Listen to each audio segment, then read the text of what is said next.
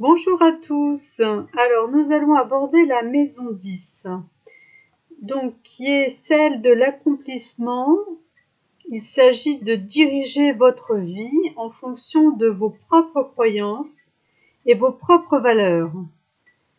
Elle vous oblige à vous détacher de l'autorité parentale et à gagner en indépendance et en responsabilité.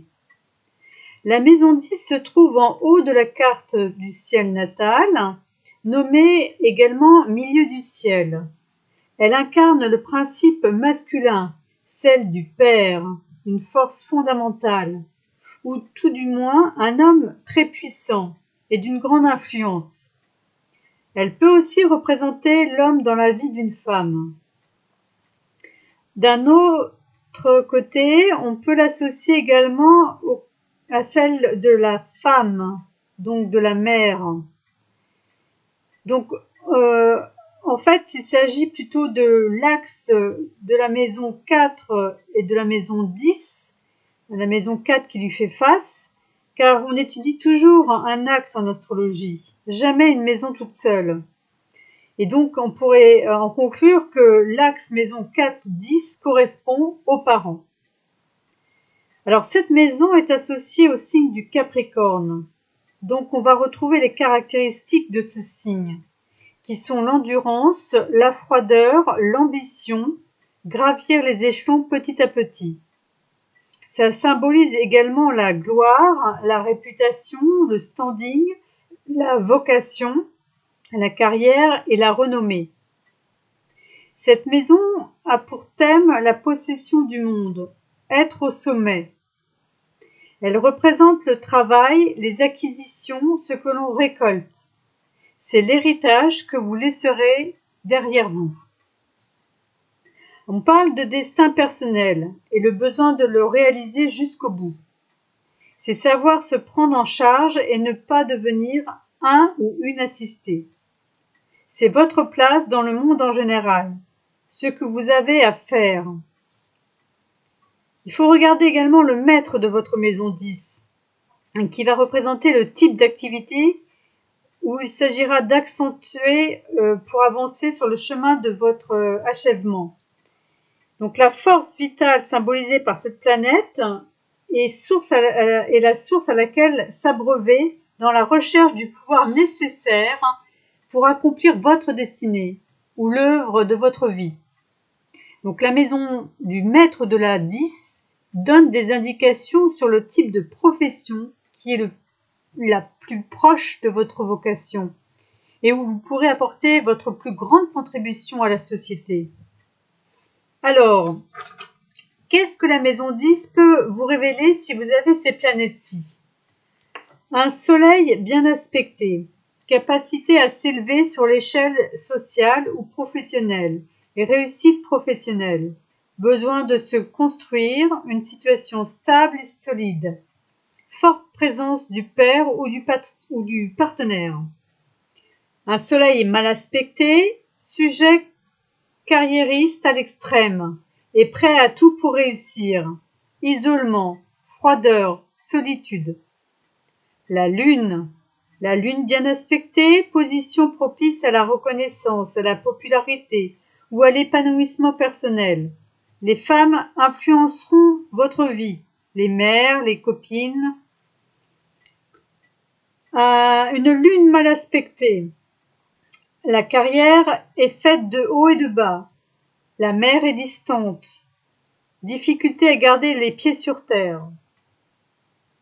Mercure, bien aspecté, tous les métiers de contact ou de recherche sont favorisés. Soif de voyage et d'horizons nouveaux.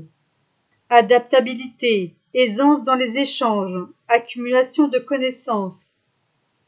Mal aspecté, instabilité professionnelle, difficulté dans les relations avec la hiérarchie. Vénus, bien aspecté, position facteur de chance et de reconnaissance.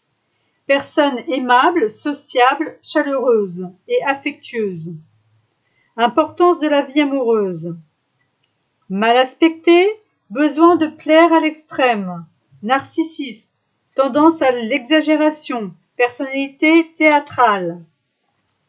Mars, bien aspecté, sujet cherchant à tout contrôler, fin stratège, leader né, grande capacité d'action, compétitivité, capacité à donner forme et à construire. Mal aspecté, sujet colérique et capricieux, esprit calculateur et manipulateur. Vie empreinte de grandes remises en question, problème avec l'autorité, ambition démesurée et jalousie. Jupiter, bien aspecté, belle position pour accéder à un grade professionnel confortable. Reconnaissance dans son domaine de compétences, leadership, réussite sociale. Jupiter mal aspecté, arrivisme, opportunisme, personne prête à tout pour réussir, manque de morale, échec divers, revers de fortune.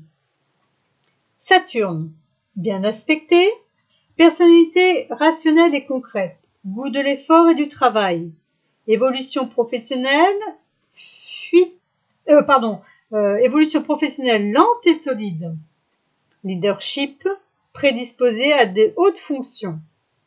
Un Saturne mal aspecté, carrière faite d'obstacles et de combats, réussite suivie de revers, difficultés sociales, problèmes avec le père ou la mère.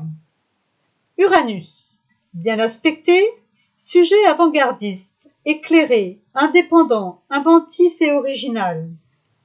Vie professionnelle évolutive, échangeante, projet innovant ou entreprise surtout sortant de l'ordinaire. Belles opportunités. Uranus mal aspecté, refus de rentrer dans le moule, soif de changement, remise en question régulière. Neptune, bien aspecté, capacité à soigner, aider et conseiller les autres. Intuition servant dans l'activité. Bonne intégration sociale ou professionnelle. Mal aspecté, difficulté à trouver son chemin ou à s'orienter professionnellement. Carrière faite de périodes de flou et de confusion. Mauvaise organisation. Manque de concret et de persévérance. Pluton, bien aspecté, carrière faite de nombreux changements ou de remises en question. Position intéressante pour accéder à un poste de responsabilité. Fin stratège. Pluton mal aspecté, soif de pouvoir, tendance à faire sa loi, ambition démesurée et égoïsme.